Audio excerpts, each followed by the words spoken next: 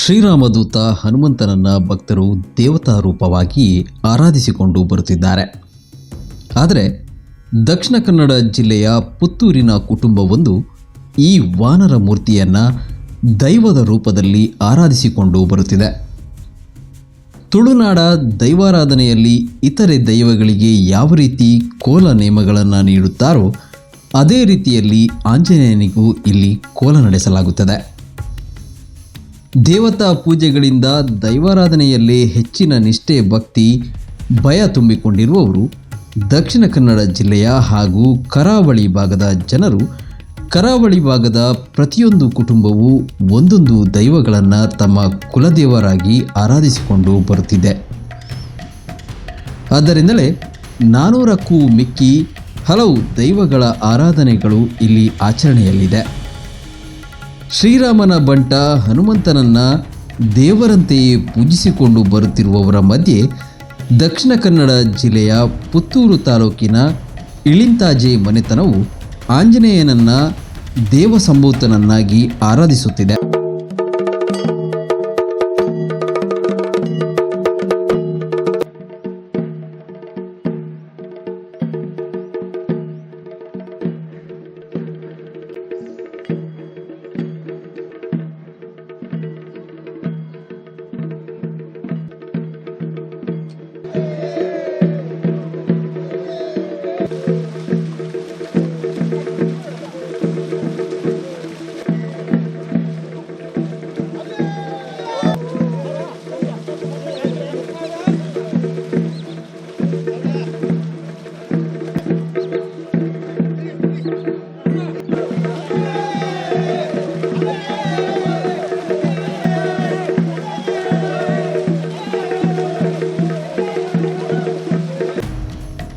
ಇತರ ಎಲ್ಲ ದೈವಕೋಲಗಳಿಂದ ಇದು ಸಂಪೂರ್ಣ ಭಿನ್ನವಾಗಿದ್ದುದು.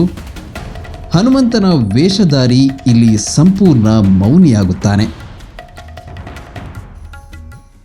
ನೇಮದ ಹಿಂದಿನ ದಿನವೇ ತನ್ನ ಮೌನ ವ್ರತವನ್ನು ಆಚರಿಸುವ ಈತ ಕೋಲ ಮುಗಿಯುವವರೆಗೆ ಯಾರೊಂದಿಗೂ ಮಾತನಾಡುವಂತಿಲ್ಲ. ಈತನೊಂದಿಗೆ ದೈವಕ್ಕೆ ಸಹಾಯಕವಾಗುವ ಇನ್ನಿಬ್ಬರು ಹಾಗೂ ಇಳಂತಾಜೆ ಮನೆತನದ ಯಜಮಾನನು ದೈವಕ್ಕೆ ಬಣ್ಣ ನೀಡುವ ಕಾರ್ಯಕ್ರಮದ ಬಳಿಕ ಮಾತನಾಡುವಂತಿಲ್ಲ. ಇತರೆ ದೈವಕೋಲಗಳಲ್ಲಿರುವಂತೆಯೇ ಇಲ್ಲಿ ವಾದ್ಯಘೋಷಗಳಿಲ್ಲ. ಏನಿದ್ದರೂ ಕೇವಲ ಜಾಗಟೆ, ತಾಳ ಹಾಗೂ ಡೋಲು ಮಾತ್ರ.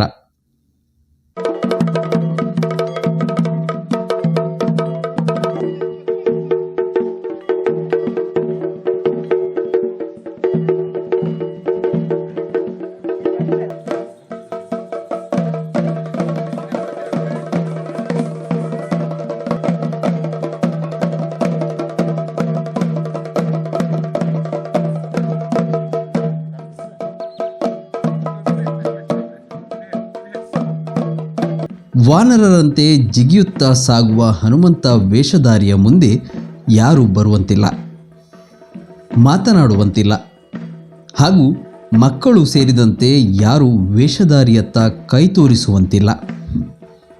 ಅರ್ಧ ಗಂಟೆಗಳ ಕಾಲ ಇಲ್ಲಿ ಎಲ್ಲರೂ ಮೌನಿಗಳು.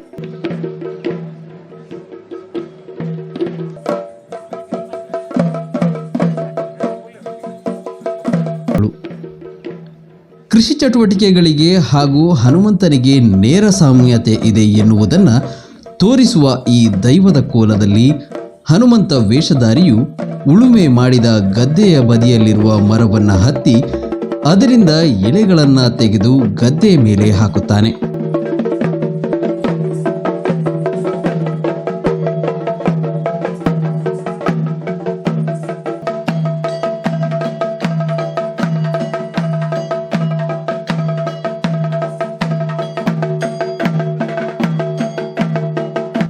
ಎಷ್ಟು ಎಲೆಗಳು ಗದ್ದೆಯ ಮೇಲೆ ಬೀಳುತ್ತದೆಯೋ ಅದಕ್ಕಿಂತ 10 ಪಾಲು ಇಳುವರಿ ಆ ಗದ್ದೆಯಲ್ಲಿ ಬರುತ್ತದೆ ಎನ್ನುವುದು ಇವರ ನಂಬಿಕೆ.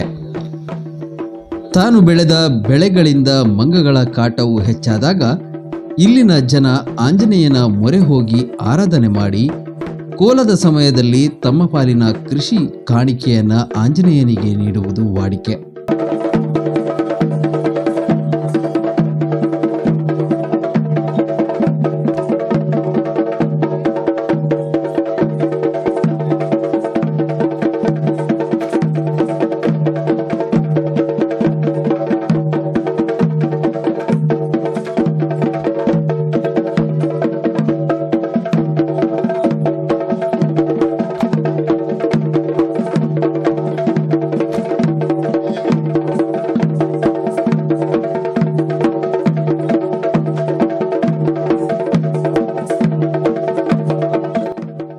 ಕಾಣಿಕೆ ಸ್ವೀಕರಿಸಿದ ಆಂಜನೇಯ ದೈವವು ಅದನ್ನು ಹಿಮ್ಮುಖವಾಗಿ ಎಸೆಯುವುದು ನಿಜಕ್ಕೂ ಕುತೂಹಲ ಕೆರಳಿಸುತ್ತದೆ.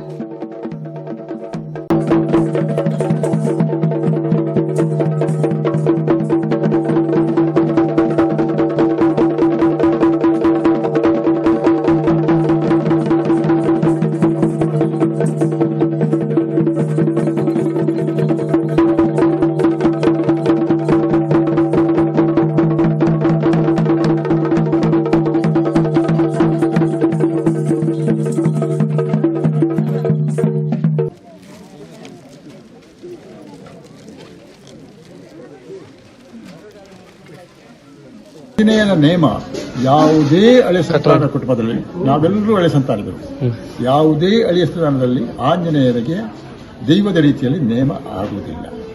ಇದಕ್ಕೆ ಬಹಳ ಕಟ್ಟುನಿಟ್ಟುಗಳಿವೆ. ನಮ್ಮ ಪುರಾತನ ಕ್ರಮದ ಪ್ರಕಾರ ನಾವು ಕುಮಾರಮಂಗಲಕ್ಕೆ ಹೋಗಿ ಅವರ ಹತ್ರ ದಿನ ಕೇಳಬೇಕಂದ್ರೆ ದಿನ ಯಾವತ್ತು ಅಂತ ಕೇಳೋದಲ್ಲ, ಇಷ್ಟು ನಿಗದಿ ಆಗಿದೆ ಅಂದರೆ ಒಳ್ಳೆಯ ದಿನ ಅಂತ ಅವ್ರು ಹೇಳ್ತಾರೆ. ಅದೇ ಒಳ್ಳೆಯ ದಿವಸ. ಅಲ್ಲಿಂದ ಮಾತನಾಡದೆ ಇಲ್ಲಿಗೆ ಯಜಮಾನ ಬರುವುದನ್ನು ನಾನು ನೋಡಿದ್ದೇನೆ, ಕಣ್ಣಾರೆ ನೋಡಿದ್ದೇನೆ. ಇಲ್ಲಿಂದ ಅಲ್ಲಿಗೆ ಆಗ ಯಜಮಾನರಾಗಿದ್ದವರು ರಾಮಂತ್ರ ಅಂತೇಳಿ ಅವರು ಬರುವುದನ್ನು ನಾನು ಕಣ್ಣಾರೆ ನೋಡಿದ್ದೇನೆ.